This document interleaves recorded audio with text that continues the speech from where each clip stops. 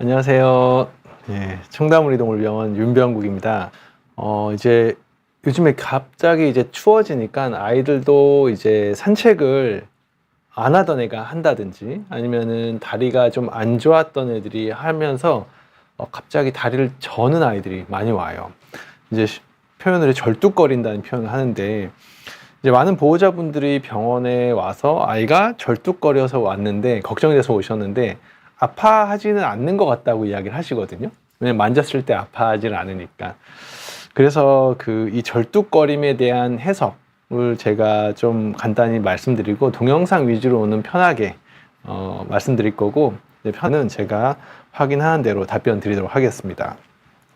어쨌든 이제 강아지에 있어서 이제 절뚝거리는 증상 중에 많은 부분을 차지하는 게 대부분 무릎, 동그란 무릎뼈 있죠. 우리 사람의 동그란 무릎뼈, 이 슬개골에 대한 질환이 제일 많기 때문에 이 제목을 슬개골을 이제 슬기롭게 관리하는 방법. 왜냐하면 이 부분만 관리를 잘해도 아이들이 뒷다리를 절어서 오는 파행의 어떠한 확률을 많이 줄일 수가 있습니다. 그래서 이 증상이 어떤 건지 어떻게 봐야지 뭐 병원에 와야 되는 건지 뭐 이런 식으로 좀 해석을 해볼게요. 이제 슬개골이 이제 기본적으로 무릎뼈에 있잖아요. 그래서 동그란 무릎뼈인데 이 슬개골을 관리하는 기본적으로 벗어나는 건데 이 벗어나는 순간 어떤 통증을 느끼거나 아니면 뼈끼리 부닥치면서 비정상적인 구조에서 자꾸 이제 상하 운동을 하면은 염증이 생기게 됩니다. 이제 뼈의 표면이 벗겨지거나 이러면서 염증 반응이 생기죠. 염증이 일으키거나 아니면은 슬개골 주변에 이제 근육하고 인대도 있고 이런 어떤 운동을 역할을 해주는 이런 운동과 관련된 어떠한 기능적인 부분에 문제가 생기게 됩니다. 오늘은 제가 주로 말씀드릴 거는 이제 염증하고 통증에 관련된 이야기예요. 다음번에 제가 나머지 시간 한 타임 더 해가지고 어떤 운동과 관련된 근육과 관련된 아니면 뒷다리를 전형적으로 잘 써야 되는 고유감각과 관련된 내용을 재활을 포함해서 설명을 드릴게요. 자, 이 영상은 보호자분이 진료를 오셔가지고 저한테 보여준 영상이었거든요. 우리 아이 걷는 게 좀 이상하대요. 대부분 보호자분들이 산책을 하면서 아주 진료할 때 많은 도움이 됩니다. 이 영상을 잠깐 봐볼게요. 뽀메 아이인데 뒤에서 봤을 때 좀 뭔가 이상하죠. 오른쪽 뒷다리 보면은 살짝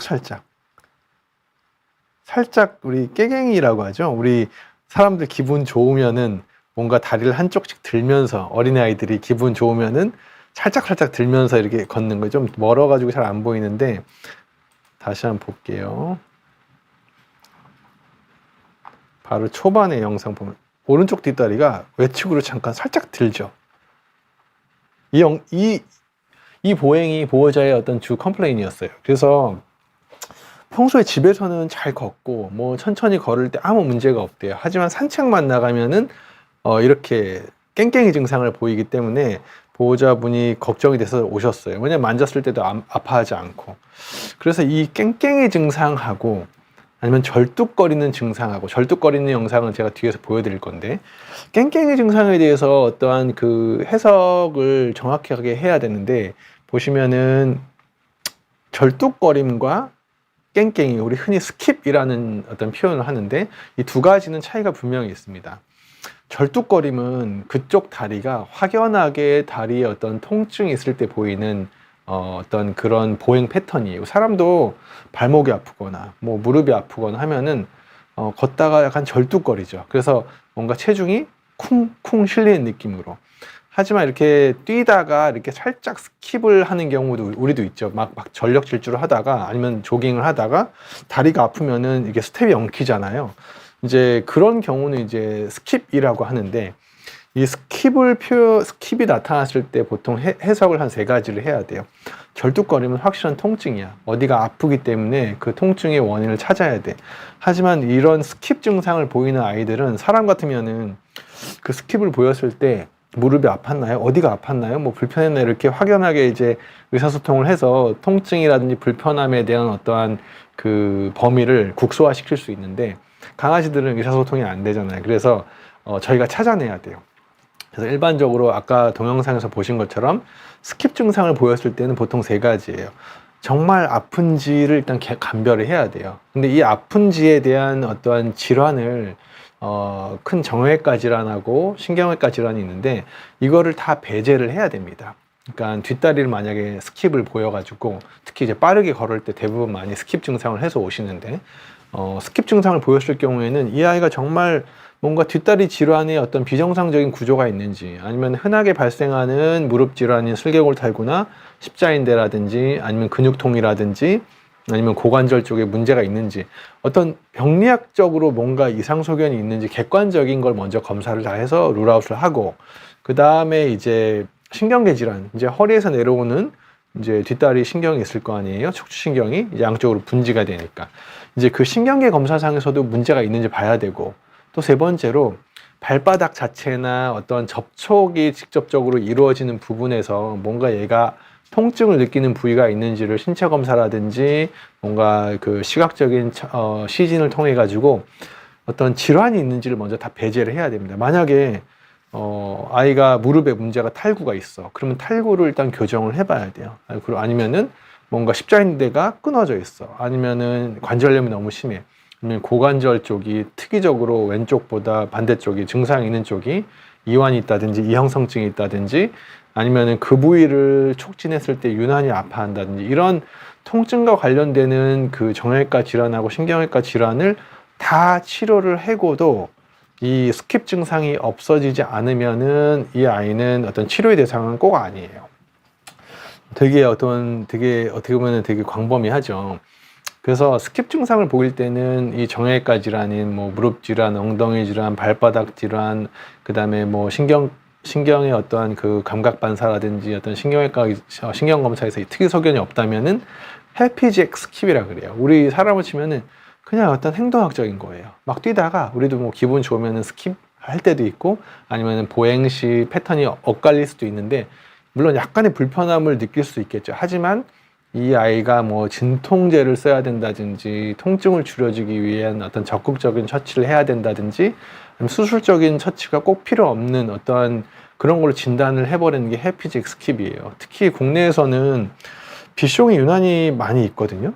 유난히 많아요. 그 이제 비숑이 가지고 있는 뒷다리의 어떠한 모양의 어떤 그 각도 때문에 그런 걸로 일단 보이는데 어쨌든 빠르게 걸을 때만 보이는 패턴이 특히 많고 아이가 이제 평소에 걸을 때는 아무 문제가 없고 만졌을 때도 이상이 없고 그 다음에 촉진이라든지 엑스레이상이라든지 뭐 관절 초음파라든지 이런 어떠한 그 어떤 검사상의 특이 소견이 없다면은 헬피잭 스킵이라고 이제 가진단을 하고 그 아이의 어떤 근육량을 늘린다든지 뒷다리를 조금 더 튼튼하게 해주는 어떤 그런 정도의 어떠한 그 처방이 내려지게 됩니다. 왜냐하면 진통소염제에 반응을 하는 질환이 아니기 때문에.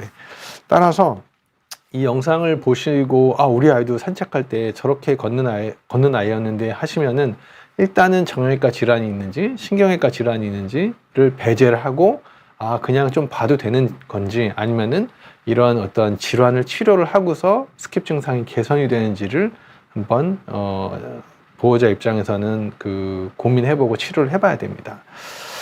그래서 이제 스킵 증상이 워낙 많고 국내에서 이제 원인을 알 수 없는 경우도 상당히 많기 때문에 이런 비슷한 보행을 보일 경우에는 꼭 검사를 해보시는 것이 좋습니다. 그래야지 이걸 그냥 둬도 되는 건지 아니면은 진통제를 한 2, 3주 써보고 반응을 봐야 되는 건지 알 수 있기 때문에 그래요.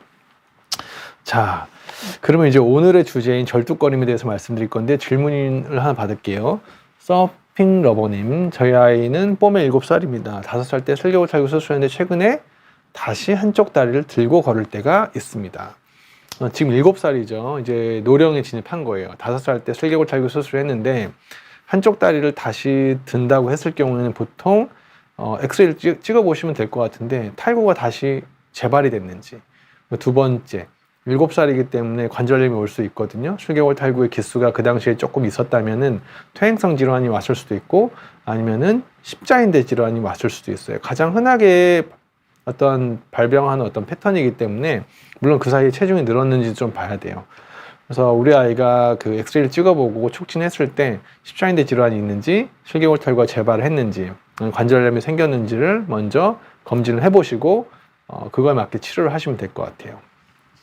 자, 그다음 미스터 추님, 침대 계단을 놔주면 좋을 거예요. 당연히 좋습니다. 왜냐면 침대는 오르락 내리락 할 때 뒷다리의 힘이 강하게 이제 치면서 올라가고, 이제 떨어질 때는 물론 앞다리로 떨어지면 뒷다리가 떨어지면서 이제 미끄럽거나 하면은 불안정성이 상당히 작용할 수 있는 높이예요. 소형견한테는.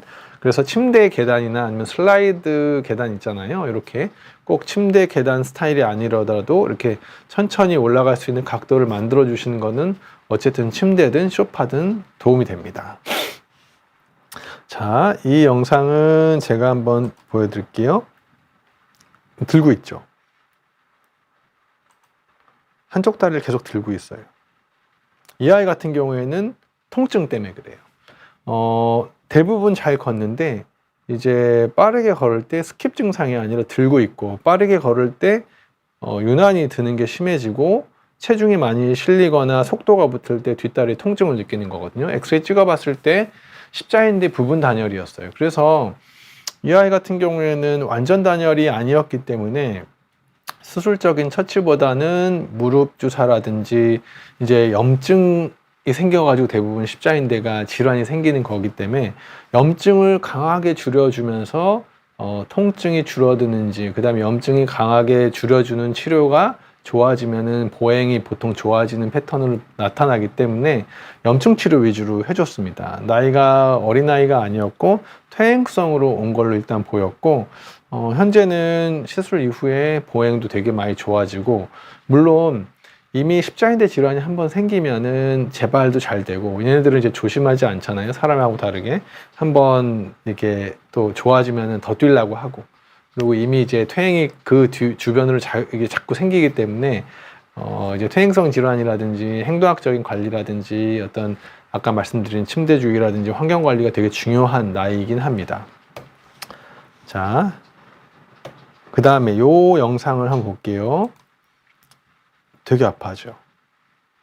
이거는 이 아이 같은 경우는 엉덩이 수술을 한 애예요. 엉덩이 수술을 하고 며칠 지나서, 물론 수술 후 통증이 이제 많이 포함이 되는 보행이긴 하지만, 제가 이제 절뚝거리는 증상을 보여드리기 위해서 아플 때 이렇게 건단다 이거예요. 오른쪽 다리를 바깥으로 빼고 체중을 많이 못 실죠. 엉덩이가 돌아가고, 그죠? 그래서 산책할 때 우리 아이는 엉덩이가 한쪽으로 기울어져서 앞으로 가요 하는 보호자분들이 되게 많은데, 그게 뒷다리를 지금처럼 절뚝거리지 않아도 그쪽 다리가 아프면은 반대쪽으로 엉덩이가 기울어지면서 걷는 보행 패턴을 보이는 게 사전 증상이에요. 그래서 우리 아이가 걸을 때 일자로 걷지 못하고 한쪽 다리로 엉덩이가 한쪽으로 좀 기울어져 있다든지 잘 걷긴 하는데, 그럴 경우에는 반드시 뒷다리에 방사선 체크를 해서 좌우 비대칭, 고관절이라든지 무릎 질환에 비대칭 소견이 있는지, 특히 이제 엉덩이가 한쪽으로 기울어져 걷는 많은 아이들은 엉덩이 고관절 질환이 상당히 많거든요. 그래서 그런 경우에는 물리치료라든지 관절 주사라든지 필요시에 골두를 제거하는 수술이라든지 이런 걸 통해 가지고 자세를 잡아주는 게 되게 중요합니다. 왜냐하면 결국엔 저게 이제 나머지 관절들이 체중이나 보행을 많은 부분을 또 관장을 이제 보상성으로 이제 나눠야 되기 때문에 2차적으로 앞다리 질환이 온다든지 허리 쪽에 어떤 부담이 되면서 디스크가 재발하기도 합니다. 그래서 이런 보행, 이거를 좀 빠르게 하면은 보호자 입장에서는 뒷다리가 절지 않는 것처럼 산책할 때 보일 수 있어요. 그래서 얘는 현재는 이제 오른쪽 엉덩이 문제였기 때문에 저렇게 좌측으로 엉덩이가 기울어지면서 걷는 거예요. 자, 그리고 이 영상 볼게요. 왼쪽 뒷다리. 얘는 기울어서 걷는 건 아니거든요. 걸을 때. 아예 덜렁덜렁하죠, 무릎이. 얘는 만졌을 때도 좀 아파했어요. 하지만 골절은 아니고 십자인대가 완전히 끊어진 다리로 왔습니다. 무릎이 끊어지면은, 무릎 십자인대가 끊어지면은 아예 딛지를 못해요. 이런 식으로. 물론 발끝도 못 디뎌요. 너무 아파가지고. 근데 잘 돌아다니죠. 그러니까 보호자 입장에서는 그냥 다리만 살짝 불편하다고 생각을 합니다. 너무너무 아픈 다리, 너무너무 아픈데 만졌을 때 막 그렇게 막 자지러지거나 소리 내지도 않고, 애들은 이렇게 저렇게 다리만 살짝 들어서 좀 다리 덜 아픈 거 아닌가요? 이렇게 생각하는데 십자인대가 완전히 끊어졌기 때문에 우리 발목 인대가 늘어만 나도 얼마나 아픕니까? 근데 그 인대가 완전히 단열이 됐기 때문에 통증이 어마무시하죠. 그래서 그리고 십자인대는 끊어지는 순간부터 퇴행성 관절염이 무릎에서 폭발적으로 증가하기 때문에 인대가 끊어지면은 최대한 빨리 병원으로 오셔가지고 치료를 해주는 게 좋아요. 슬개골탈구는 응급은 아니에요. 슬개골탈구는 응급이 아니에요. 하지만 인대가 끊어진 거는 최대한 빨리 뭔가 처치를 해줘야 수술에 대한 예후도 좋고 어떤 아이가 후유가 안 남게 됩니다. 자, 그 다음에 이 영상은 이제 집에서 찍어온 영상이신데 앞다리를 절어서 오셨습니다. 이 영상 보고 우리 아이가 앞다리가 왼쪽이 아픈지 오른쪽이 아픈지 한번 봐보세요. 뭔가 이상하죠? 앞다리를 절어요. 어느 쪽 다리를 저는 걸까요? 네, 잘 걷는 것처럼 보여도 뭔가 지금 보면은 제가 이제 슬로우를 할게요. 오른쪽 앞다리를 디딜 때 머리가 내려오죠. 머리가 내려온다는 거는 머리가 내려가면 그만큼 앞다리에 체중이 많이 실리는데 오른쪽 앞다리에 머리가 내려가면은 오른쪽은 안 아프다는 거예요. 근데 왼쪽을 디딜 때 머리가 이렇게 올라가요. 보시면은 올라가요. 올라가고 올라가고 지금 보면은 그래서 앞다리가 통증이 어느 쪽 다리가 있는지 모를 때는 이렇게 영상을 찍어 가지고 슬로우 모션으로 보면은 이제 확실하게 어느 쪽 다리가 저는지 확실하게 알 수 있어요. 그래서 영상을 찍어 오시는 게 아주 중요하다라는 말씀을 드리고 싶어서 이 영상을 보여드렸고, 이 아이 같은 경우에는 앞다리 자체에 대한 질환은 엑스레이 찍었을 때 특별히 없었어요. 뒷다리 후지에 퇴행성 관절염하고 허리 쪽 척추증이 있어가지고 체중이 자꾸 앞으로 넘어가기 때문에 보상성으로 앞다리 어깨에 통증을 느끼는 아이였고, 이 아이 같은 경우는 간단한 진통소염제만 먹고도 많이 좋아졌고, 결국에는 이 뒷다리의 근육량을 늘리고 허리하고 둔부 쪽 근육량을 늘리고 염증을 줄여주는 치료를 해야 이 앞다리의 통증이 재발되지 않을 수 있습니다. 왜냐하면 강아지들은 서 있을 때 앞다리의 몸무게가 60%가 실려요. 정상적으로. 뒷다리에 오히려 더 적게 실립니다. 그래서 뒷다리에 한 40% 정도 실리기 때문에 만약에 우리 아이가 10kg인데 그러면은 한 4kg는 뒤에서 관장을 하고 앞에서는 앞다리 두 다리는 6kg가 실려요. 근데 뒷다리가 만약에 통증이 생기는 어떤 질환이 생기면은 앞다리로 몇 %가 체중이 넘어가는 순간 여기는 이제 60%에서 70%가 넘어가게 되죠. 그러면서 이제 체중이 많이 눌리니까 이제 아파서 통증 때문에 오시는 경우가 많이 있습니다. 그리고 질문 하나 받을게요. 하얀 눈이 내려. 안녕하세요. 저희 아이는 아직 어려서 다리에 문제가 있지는 않는데 산책할 때 점프를 너무 많이 합니다. 미리 못하게 하는 게 좋을까요? 아직 어려서 산책하고 뛰는 걸 너무 좋아합니다. 강아지들은 뛰어다녀야 되는 아이들입니다. 제가 항상 이야기하는데 뛰고 놀고 하는 걸 워낙 좋아하는 품종이고 그런 아이들이기 때문에 여기서 이제 전제는 아이가 질환이 없으면은 뛰어놀아도 돼요. 우리 사람도 마찬가지죠. 뭐 허리에 문제가 없거나 무릎에 문제가 없으면 뭐 운동 편하게 하면 되잖아요. 물론 운동을 하다가 다칠 수는 있지만 그게 이제 운동을 못하게 하는 어떠한 그 가이드라인은 아니에요. 그래서 아이 어리고 다리에 문제가 없고 뭐 다른 정형외과 질환이 없고 기저질환이 없고 하면은 저는 뭐 산책 뭐 1시간이고 2시간이고 충분히 하라고 말씀드리고, 그게 오히려 이제 질환이 없는 아이들, 건강한 아이들 같은 경우는 근육을 더 강하게 만들기 때문에 어떤 통증을 더 예방하는 데 있어서 장기적으로 좋을 거라고 생각합니다. 자, 행복한 인생. 우리 강아지는 요즘 재채기랑 기침을 많이 합니다. 사람처럼 감기에 걸린 것인지 아니면 괜찮은 것인지. 요즘에 날씨가 추워져가지고 이제 안 하던 산책을 하거나 하면은 아이들도 이제 상부에 염증이 생기거나 이제 뭐 알러지 반응도 많이 생기고 해서 기침이라고 하면은 이제 목에 가시 걸린 것처럼 캬 되는 게 기침이고, 재채기는 사람처럼 그냥 패치 하는 게 재채기예요. 그래서 이 두 가지 물론 이제 같은 이제 상부에 염증 때문에 생기는 경우가 많아서 단순 감기일 수도 있고, 아니면은 기침 같은 경우에는 원래 조금씩 하던 아이인데 요즘에 더 심해졌다면은 기관지 협착증을 기저질환으로 구조적인 걸 가지고 있는지를 엑스레이를 찍어보시면 될 것 같습니다. 자, 그리고 이 아이 같은 경우에는 오른쪽 뒷다리 들고 있죠. 완전히 들고 다니죠. 지금 다시 한번 볼게요.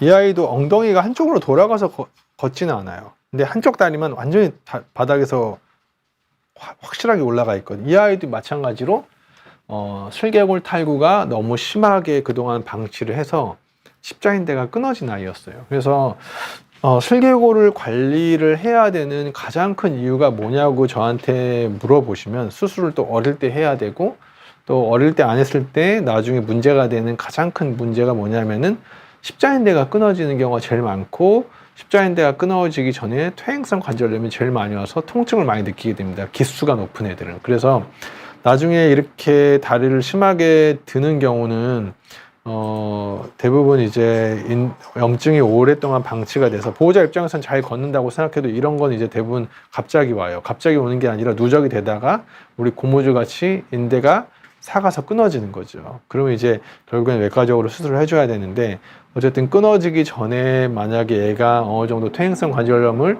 보호자가 알고 계셨고 그걸 관리를 했다면은 살아있는 동안에 인대는 안 끊어지겠죠. 그래서 이렇게 다리를 확연하게 바닥에서 들고 있으면은 빠르게 병원에 와서 촉진을 해보고 진단을 받아야 됩니다. 자, 질문 하나 받을게요. 아직 청춘이다. 우리 강아지는 올해 16살입니다. 네. 곧 있으면 17살이 되네요. 요즘 들어 부쩍 기운이 없고 잠도 많이 잡니다. 나이가 많아서 그런 것 같은데 뭘 해줘야 할까요? 이제 17살이면 사람으로 치면 이제 한 80대예요. 80대고, 이제 물리적 나이가 분명히 있는 나이인데, 요즘은 뭐 20살 가까이도 워낙 많이 사니까 15살에서 20살은 아이들의 어떤 삶의 질이라든지 통증 컨트롤이 상당히 중요하고, 아주 심한 기저질환이 없는 게 관리를 하는 게 제일 중요해요. 왜냐하면은 아이들도 사망의 1등은 암이고 두 번째가 심장병이나 콩팥 질환이 제일 많습니다. 그래서 우리 아이가 기운이 없고 잠을 많이 잔다면은, 뭐 최근에 검진을 해보셨으면 크게 문제가 없는데, 식욕이 만약에 좋고 맛있는 것도 잘 먹으면 조금 보셔도 돼요. 하지만 나이가 많기 때문에 우리 아이가 기저질환, 내과 질환이 있는지 일단 봐야 돼요. 그 중에서 제일 중요한 게 결국에는 이제 종양성 변화죠. 종양성 변화를 평가하는 방법은 결국에는 영상을 봐야 됩니다. 피검사로는 강아지는 종양이나 암이 안 나오기 때문에 반드시 초음파 검사나 엑스레이 검사를 병행을 해서, 피검사가 정상이라고 하더라도 우리 아이의 어떤 장기의 모양이 워낙 안 좋다든지 그럴 경우에는 적극적으로 치료를 해서 우리 아이가 증상이 안 나타나게 관리를 해주셔야 됩니다. 왜냐하면 강아지는 간종양에서도 간 수치가 많이 안 뛰는 경우도 의외로 많기 때문에 피검사는 기본이고 영상검사를 반드시 해서 우리 아이가 삶의 질을 유지할 수 있게 해주는 것이 중요합니다.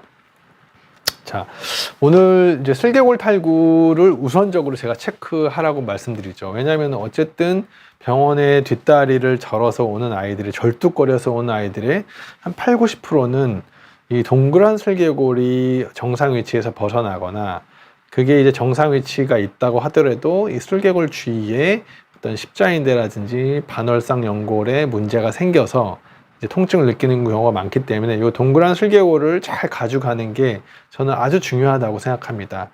탈구가 있건 없건.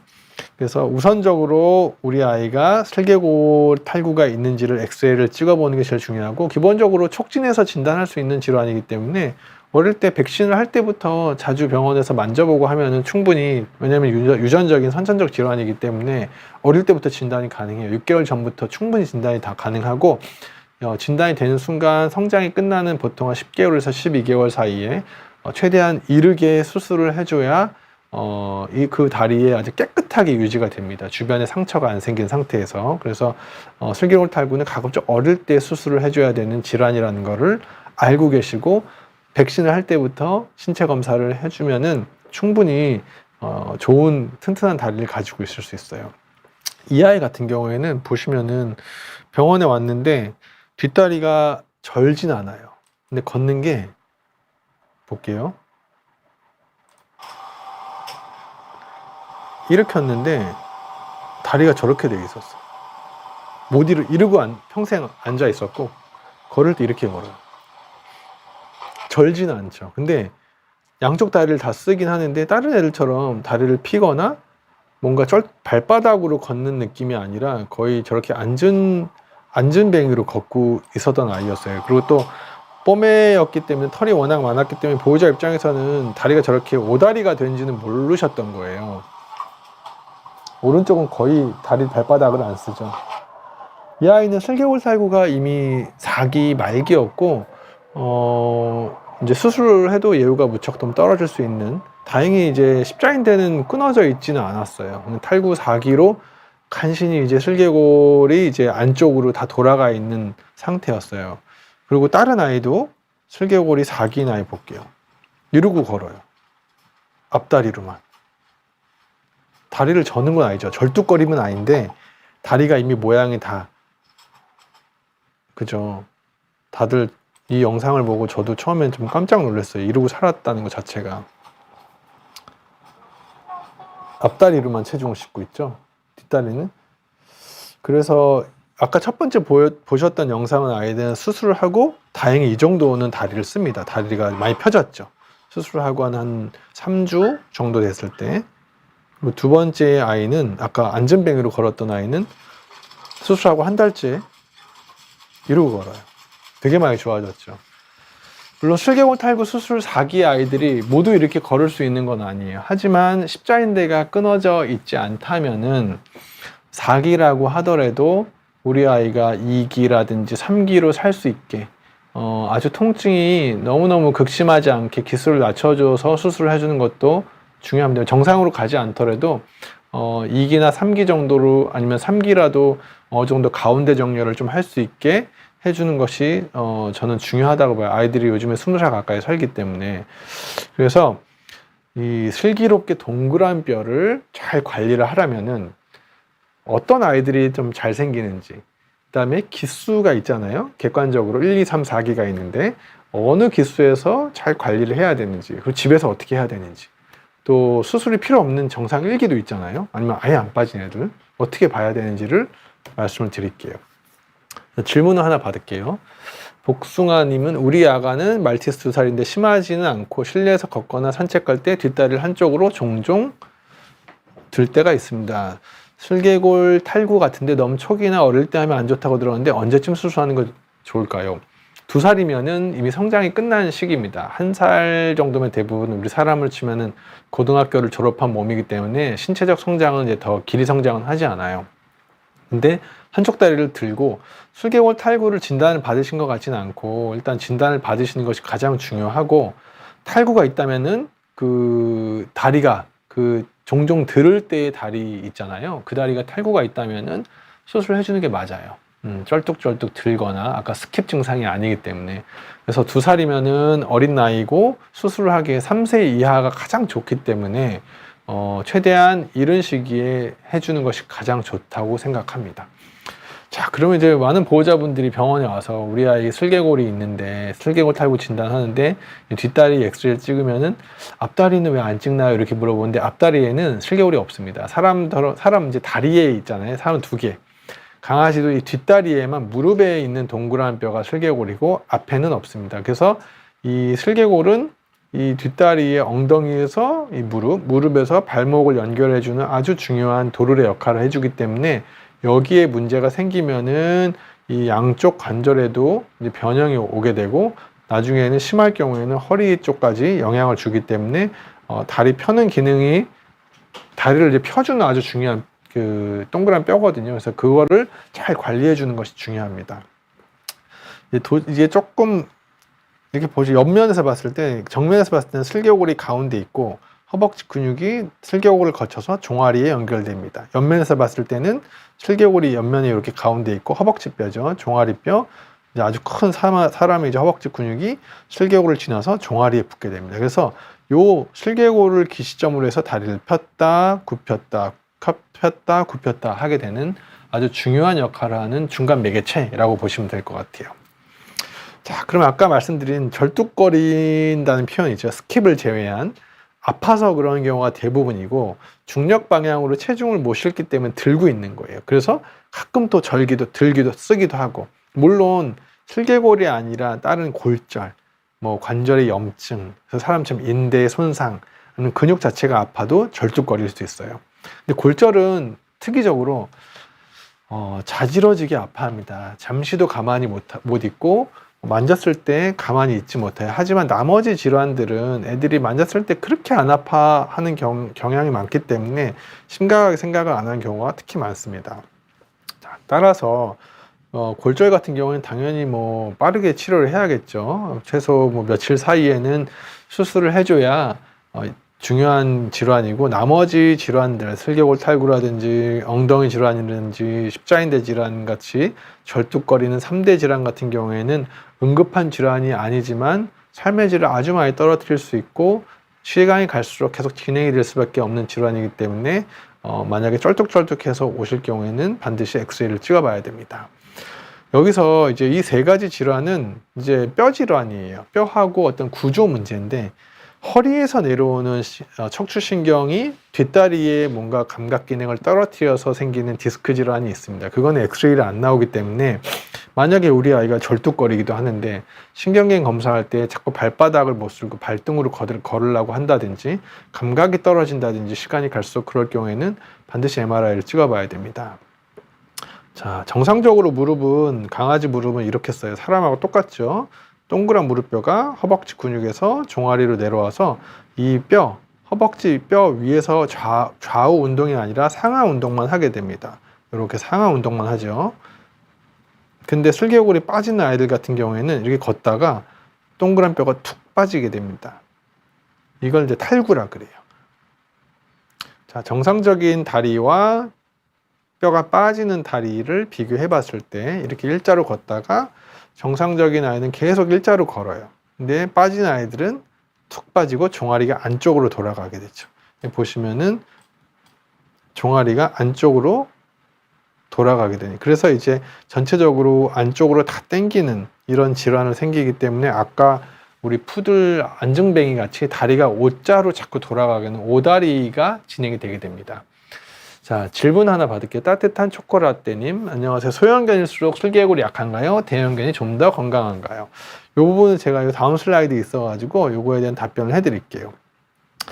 자, 그 슬개골에 대해서 말씀드릴 때 여기 보시면은 그 소형견에서 주로 발생을 많이 하는 거는 사실입니다.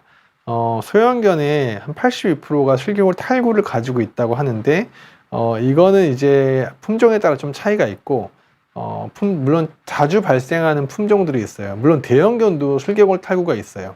슬개골 탈구가 있는데 소형견에 비해서는 좀 적은 편이고 대형견들도 무릎 질환 중에서는 슬개골 탈구가 특히 많습니다.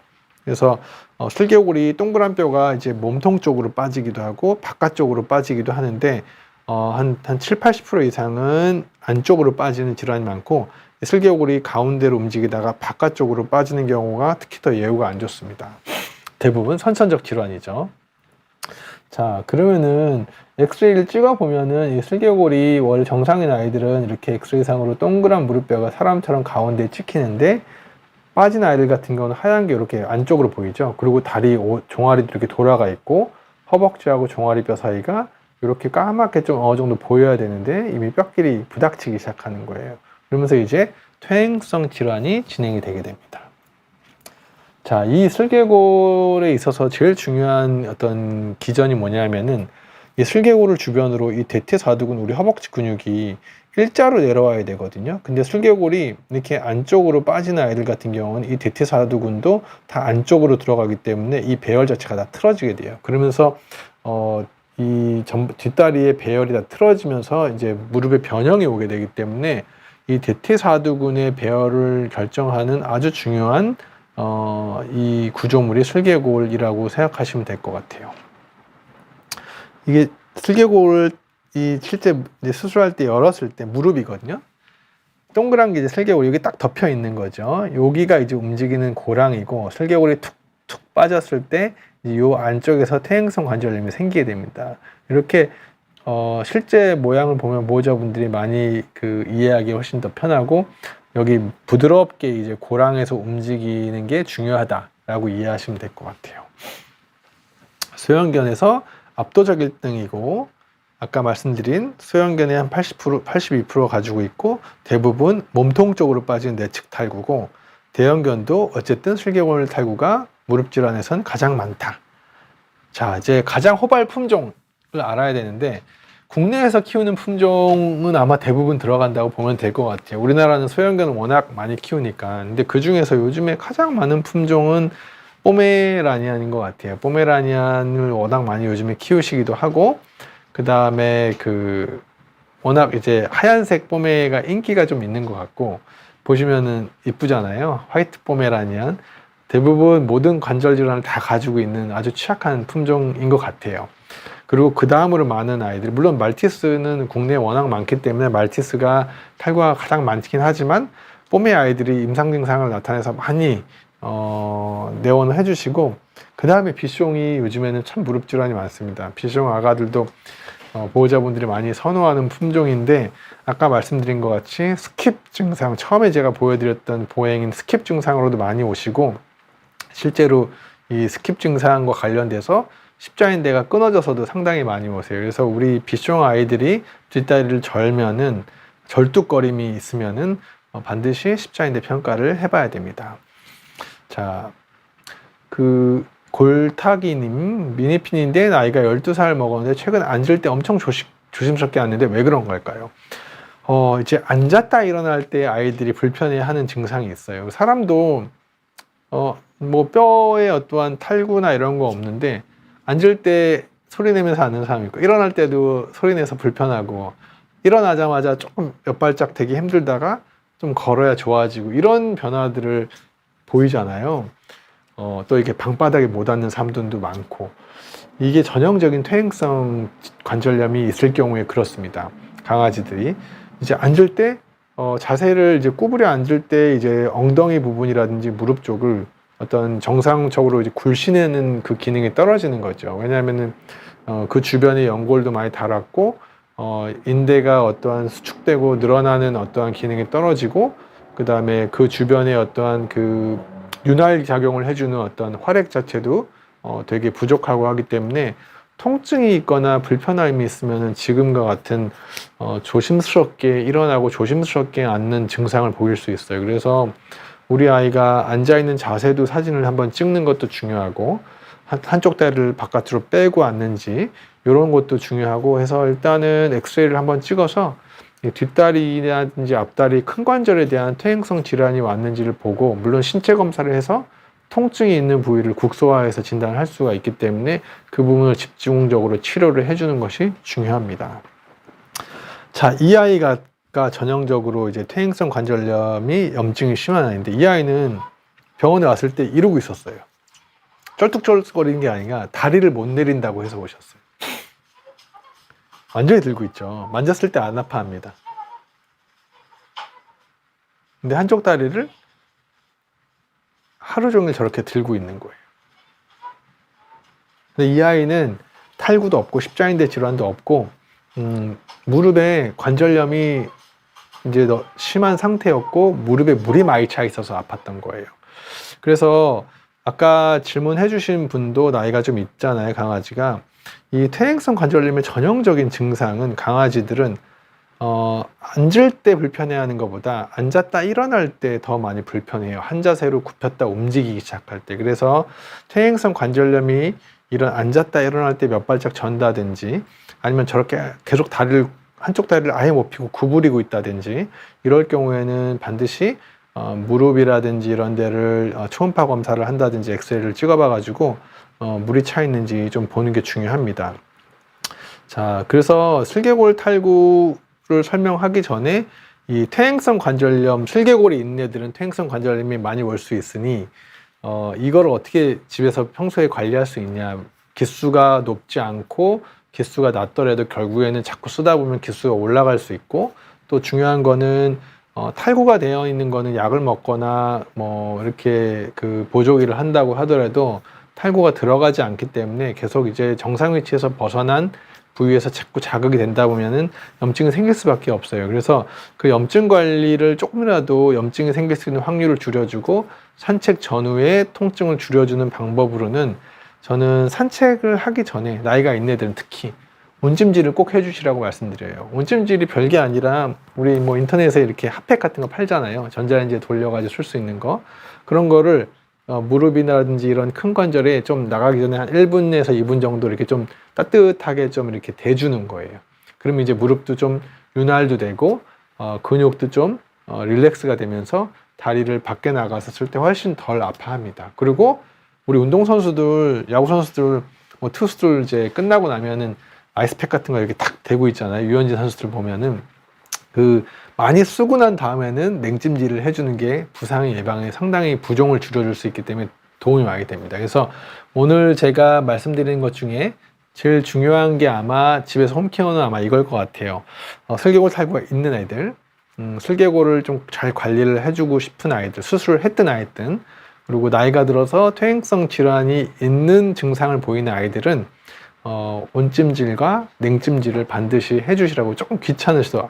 냉찜질은 뭐 이렇게 아이스팩을 인터넷에 파는 걸 쓰셔도 되고, 그냥 우리 비닐봉지 있잖아요. 거기다가 얼음을 가득 넣어주시고 그냥 그 냉동실에 하나 두시면은 나갔다 올 때마다 그냥 그거를 그 관절 부위에 살짝 대주기만 해도 훨씬 더 아이들이 쿨링이 됩니다. 그래서 아이스팩은 하나 준비해 두시고, 그다음 온팩은 하나 전자레인지 앞에 딱 두셔가지고 나가기 전에 살짝 대주고 한 1, 2분 정도만 대줘도 훨씬 더 부드러워지고, 나갔다 와서 아이스팩을 무릎에 슬개골 주변에 이렇게 좀 넓게 대주면은, 대신 이제 너무 차갑게 다이렉트로 비닐을 대는 것보다는 얇은 헝겊이라든지 이런 수건을 감은 상태에서 해주면은 훨씬 더 나을 것 같아요. 그래서 왜냐면 얘들도 이제 보호자가 차갑다는 표현을 아이들은 못 하잖아요. 그래서 그거를 이제 물론 싫어하는 표현을 할 수 있는데, 너무 차가워도 아이들이 이제 깜짝깜짝 놀라기 때문에 좀 어느 정도 시원한 느낌의 그런 아이스팩을 대주면은 훨씬 도움이 될 것 같습니다. 그래서 반드시 슬개골 주변이 아니더라도 이 근육에만 해줘도 훨씬 아이들이 어떤 관절의 부담이 줄어들게 됩니다. 그래서 이 두 가지를 오늘 홈케어에서 집에서 해주시면은 도움이 될 것 같아요. 그래서 오늘은 제가 준비한 영상은 여기까지고, 다음에는 이제 그 관절 자체를 이제 치료하는 관절낭 주사나 집에서 이제 할 수 있는 홈케어 재활이라든지 실제 병원에서 이제 슬개골 이 문제가 있는 아이들이 어떻게 이제 재활을 하고 치료를 하는 과정을 할 수 있는지를 제가 준비해서 보여드리도록 하겠습니다. 추운 날씨에 시청해 주시고 또 이렇게 댓글도 열심히 달아주셔서 감사드리고, 다음엔 좀 더 좋은 내용으로 준비해서 찾아오도록 하겠습니다. 감사합니다.